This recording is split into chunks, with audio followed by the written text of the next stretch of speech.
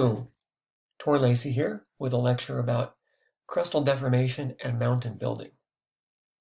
Like almost all active volcanoes, mountains are built along or near plate boundaries. This lesson will focus on non-volcanic mountains, like those we see here in the photograph, which offer us a great example of folded mountains. These form where the crust has been bent or folded upwards by tectonic stresses to create a mountain range. Here are some of our learning objectives for this unit. The first one is italicized as this is a course learning objective, so this one is particularly important. Students relate tectonic stresses to different plate boundaries, crustal deformation, and mountains. Next, describe the different types of contacts between different rock bodies and geologic structures. Describe the relationship between stress, deformation, and rock structures. Identify different faults and folds. Describe the interaction of rock bodies and geologic structures with Earth's surface. And finally, create a geologic map. The geologically young mountains, those less than 100 million years old, are found along the margins of the continents surrounding the Pacific Ocean and along the east-west trending line through southern Asia and Europe. Are mountains made? In order to answer this question, let's consider a chain of events that can result in making a mountain.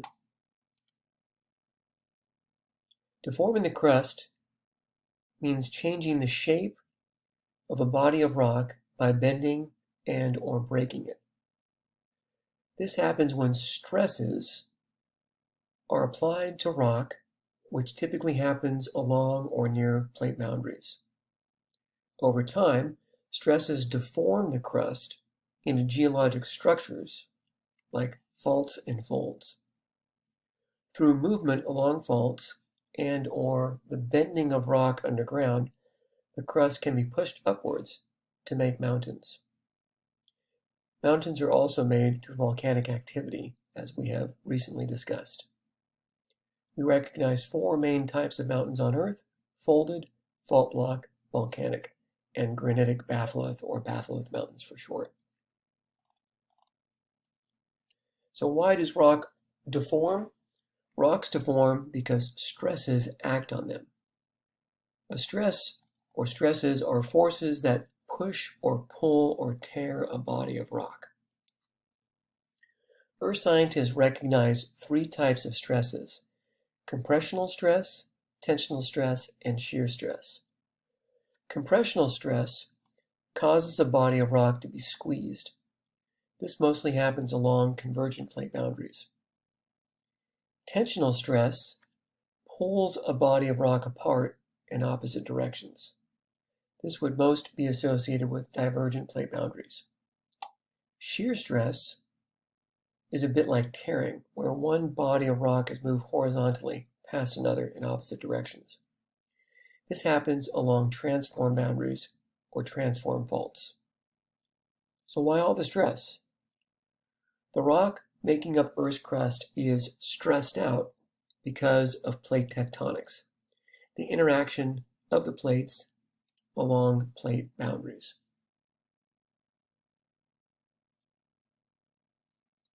Convergent, we're going to have mostly the compressional stress. Divergent, tensional, transform, shear. Stresses cause deformation to a body of rock, which changes its shape through bending, through plastic or elastic deformation, and breaking, known as brittle deformation. Bending and breaking change the geometry of the rock of the crust, making geologic structures. Deformation makes geologic structures which include folds and faults, where the rock has been bent or broken.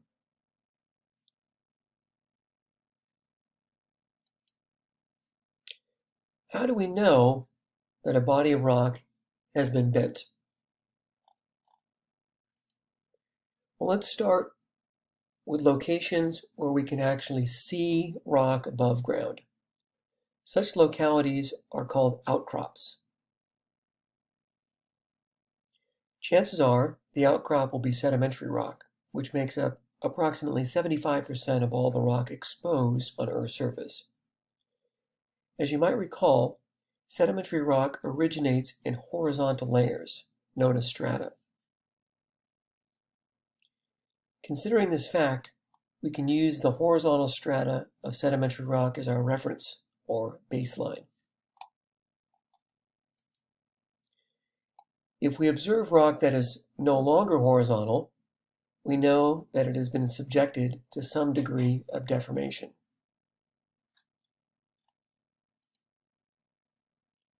We see more examples of that here, where the rock has been bent into the folds that we see in these photographs.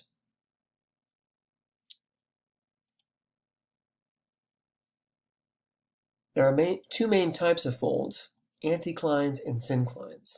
Anticlines when the rock has been folded upwards. Think of a rainbow. Syncline where the rock has been folded downwards. Think of a broad U. Anticlines and synclines often occur together. Think of pushing a rug into a wall. It would fold both upwards and downwards. Here's an example of an anticline in a drawing. Here's an anticline in real life. You can see the strata bent upwards. Here are a couple of synclines and another one here.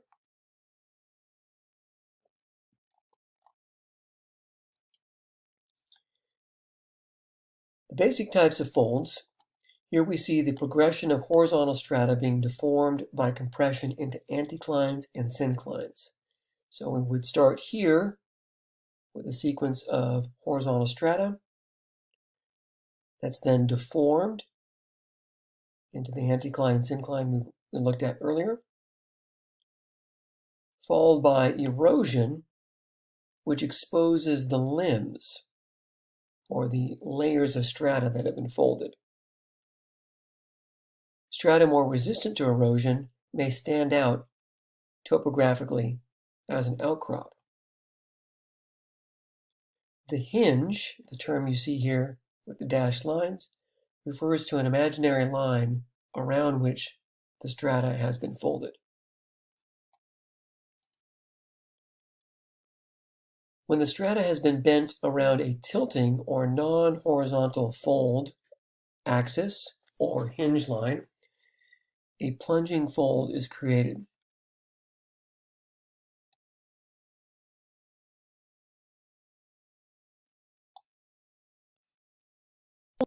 The folds we looked at in the previous illustrations were examples of symmetrical folds like these. Symmetric folds are those that have the same tilt on either side of the fold axis. In other words, the strata on opposite sides of the fold axis, or axial plane as it is also called, are mirror images of one another. On the other hand, we can have asymmetric folds. This occurs when the fold axis itself has been tilted from vertical, and now the limbs of the fold on opposite side are not tilted in the same way. Let's move on to structures caused by brittle deformation, known as faults. Faults are breaks in the crust along which movement has occurred. When this happens, we get earthquakes. We recognize two categories of faults, dip-slip faults and strike-slip faults. There are two types of dip-slip faults, normal faults caused by tensional stress, reverse faults caused by compression. For strike-slip faults, we give them two names, right lateral or left lateral, both of which are caused by shear stress. In the photograph here, we have an example of a dip-slip fault. In order to give a dip-slip fault its name, we need to consider which side of the fault is the hanging wall and the footwall.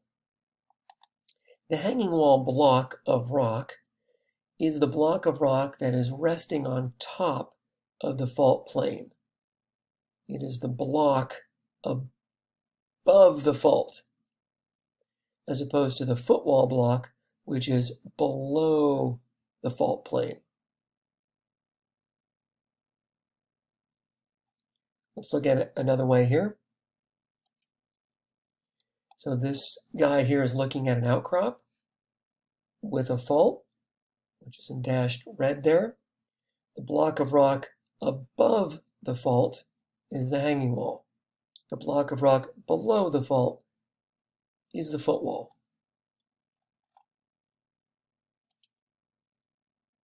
Vertical faults, or dip-slip faults as they are also called. Let's talk about normal faults first. These exist where the hanging wall moves down. So something like that. These occur where there is extension or stretching of the crust, which is caused by tensional stress. And again, this tensional stress will result in the hanging wall block moving downwards along the fault plane. Here's an illustration of a normal fault. The hanging wall block, which used to be up here, imagine the ground surface extended continually across the block diagram here. Then there was movement along the fault due to tensional stress.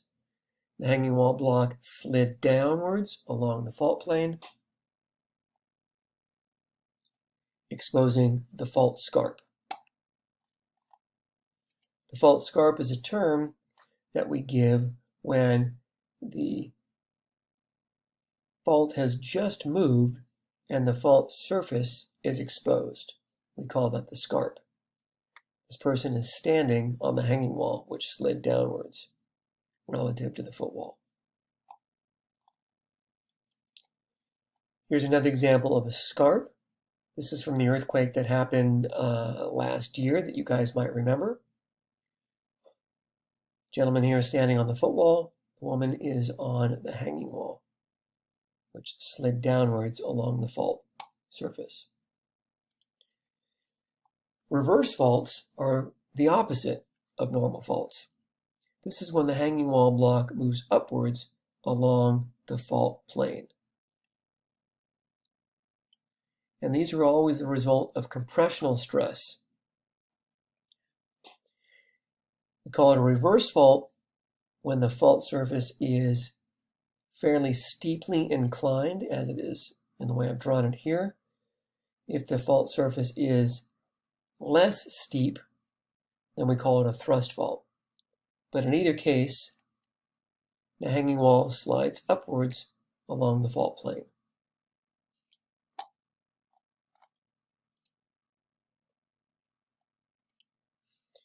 Let's take a look at that here. So again, imagine that this yellow strata was at one time connected. Compressional stress caused the hanging wall block to slide upwards along the footwall. The slippage would happen a few feet at a time, but with enough slippage and enough earthquakes and enough time, you can build up a mountain. Here's a photograph of a small reverse fault here, where the hanging wall block has slipped or slid up over the footwall block. This could be the result of one fairly large earthquake or perhaps several smaller ones. Strike slip faults are different than the dip slip or vertical faults in that the movement is horizontal or lateral along the fault plane. These are always the result of shear stress,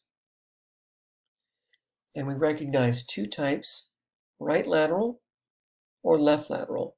The difference being is how objects on the other side of the fault appear to move relative to you.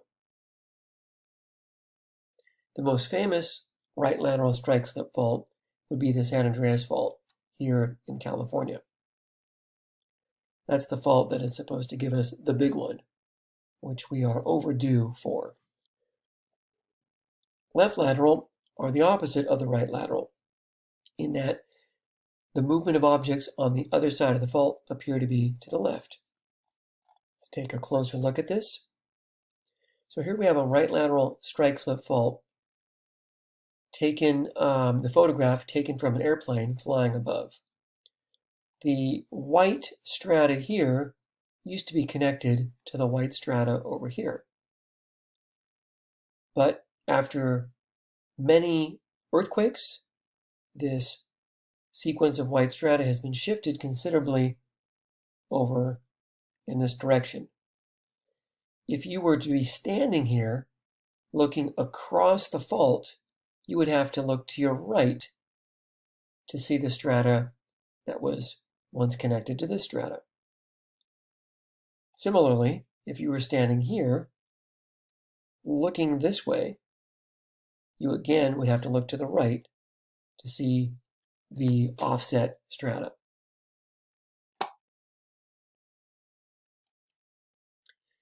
Now, a question we need to ask ourselves is if the structures are below ground and out of sight, how do we know they're there? And the answer is that we make a geologic map. A simplified version of a geologic map. You'll notice all the bands of color. Each band of color represents a distinct geologic unit. In other words, different sequences of sedimentary strata. One layer might be a sandstone, another layer might be a conglomerate, another layer might be a shale, etc.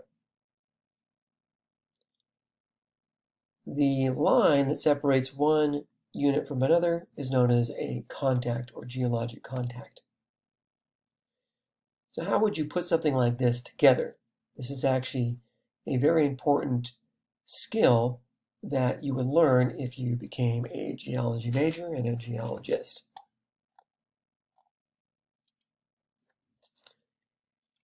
Making a geologic map so you can discern the structure of the strata beneath the surface requires you to measure the orientation of the strata. This is done by taking strike and dip measurements. Strike is the orientation of strata relative to north. We define the strike as the line of intersection created when the strata intersects a horizontal surface. In this case, the horizontal surface is being depicted by a lake. The surface of a lake, of course, would be horizontal. So as the strata pokes out of the water, the contact line between the strata and the lake surface is our line of strike, which would be measured relative to north. In this case, here's north.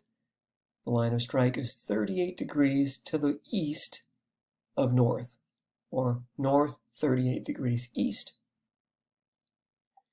The amount of tilt of the strata is known as the dip, and this is measured just as you would measure the angle in a math class. Here the tilt is 55 degrees from horizontal. That gives us our strike and dip. Here's a photograph of a similar situation in real life. You can see the strata sticking out of the lake surface, this outcrop here.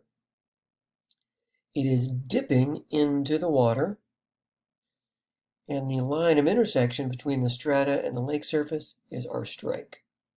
So that's our strike, and that's our dip.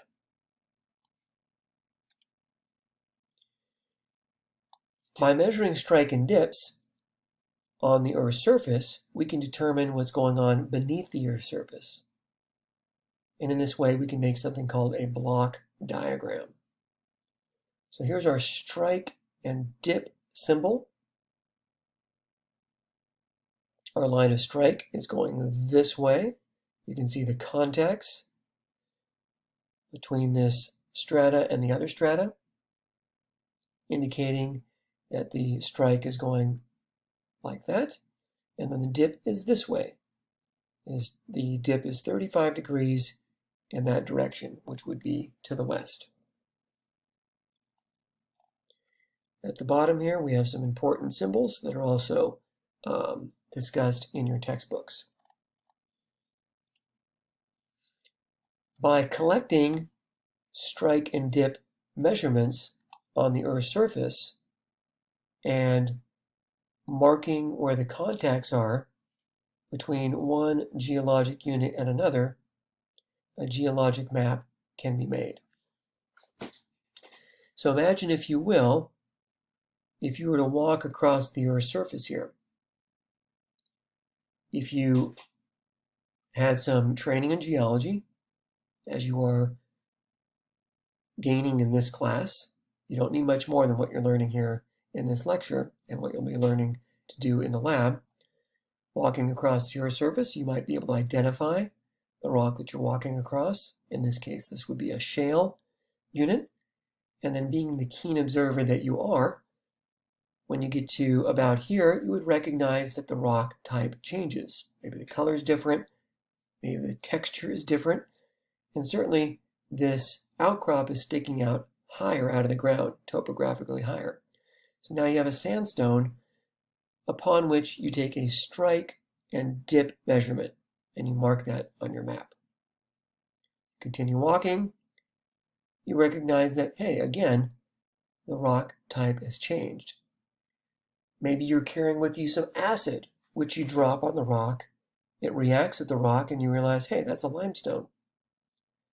You can continue to walk, and then you recognize there's a change in rock again. Hey, wait a second. This is the same sandstone I saw back over there, but the orientation of it is different. Now it is having the same strike, but a dip of 85 degrees in the opposite direction, off to the east. Walk a little further. Wait a second. Here's that shale again. You walk across the shale, you encounter the same sandstone again.